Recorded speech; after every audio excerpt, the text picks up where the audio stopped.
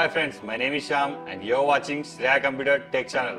Friends, today is the good news for LG L70 users. Android Oreo 8.1 was released to these users. So friends, if you want to feel the Oreo 8.1 real experience, then you should follow these steps. Before installing this ROM, we need to enable 3 steps. Enable developer option, unlock bootloader, and the third one, install twrp. Let us our device boot into twrp recovery mode by pressing volume up and down and power button simultaneously.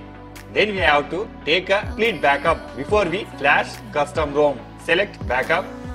We have to choose boot, recovery, system, data and modem. After selecting this, swipe right to confirm. Press on back.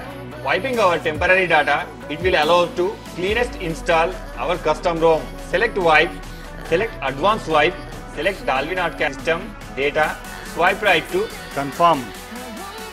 We need to go to here to install stock ROM. By pressing back, here you may find install.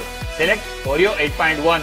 Friends, here I provide a latest version custom ROM and GApps which are suitable to your device. Please find in below description and you may download it. After selecting this Oreo 8.1 ROM, swipe right to install.